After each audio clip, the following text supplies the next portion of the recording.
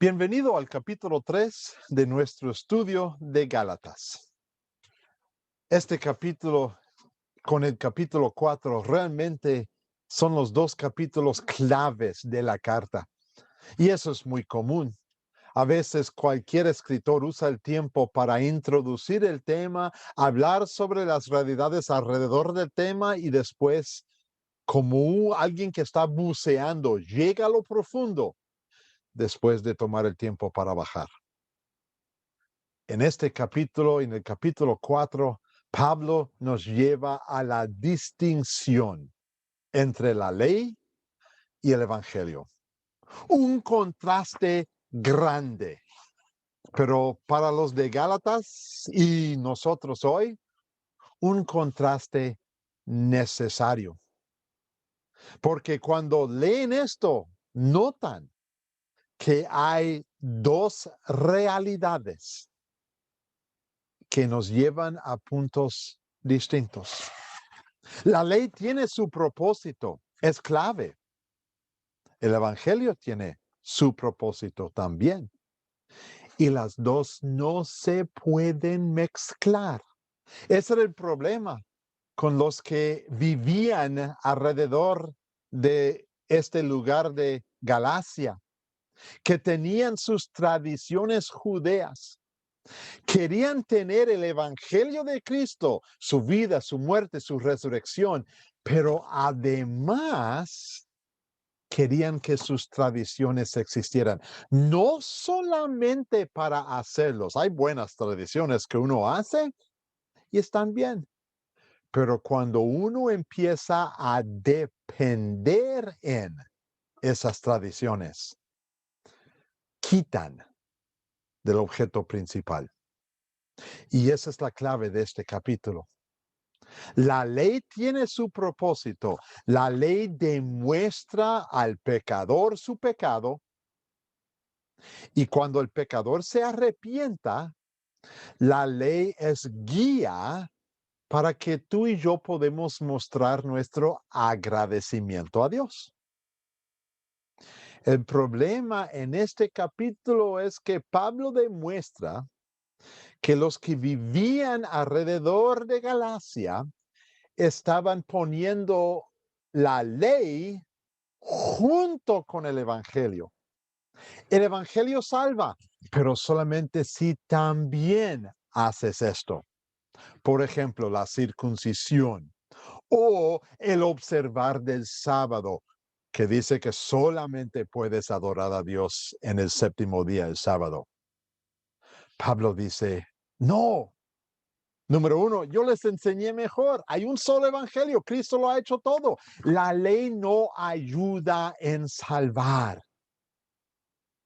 Y por eso hay que reconocer estos contrastes. Porque si agregamos el uso de la ley a nuestra salvación, no hay salvación. Si es únicamente dependiendo en lo que hizo Jesús para ser salvos nosotros, somos salvos. Eso es fe en el evangelio. Pero cuando agregamos alguna cosa de la ley, la circuncisión, una obra buena, entonces estamos poniendo nuestra parte para reconocer que somos salvos por Dios y por nosotros. Eso no funciona con Dios. Dios dice, la salvación es mía, tú no puedes hacer nada. En este capítulo, Pablo demuestra eso. Por ejemplo, en el versículo 19, ¿cuál es el propósito de la ley?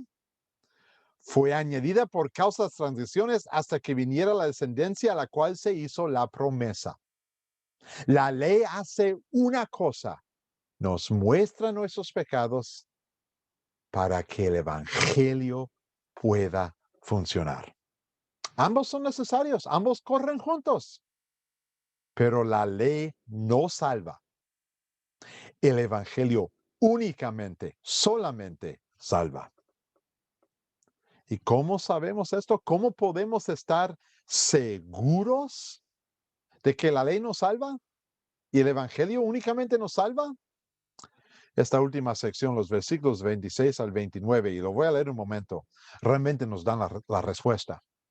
Porque si dependemos en la ley o pensamos que hay salvación en la ley, vamos a depender en nosotros mismos.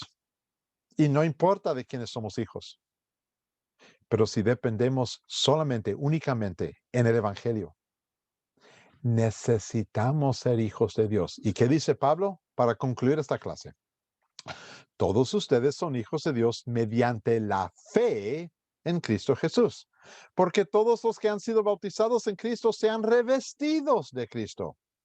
Ya no hay judío ni griego, esclavo ni libre, hombre ni mujer, sino que todos ustedes son uno solo en Cristo Jesús. Y si ustedes pertenecen a Cristo, son la descendencia de Abraham y herederos según la promesa. Hermanos y hermanas, nunca olviden esta realidad. Por ser parte de Cristo, por fe, tenemos salvación. Si lo mezclamos con obras, perdemos el Evangelio. En el capítulo 4, para la semana que viene, Pablo va a amplificar este contraste y mostrarnos esa diferencia para que tú y yo gocemos en la herencia que tenemos en Cristo Jesús. Hasta la semana que viene, que Dios les siga bendiciendo. La paz de Cristo.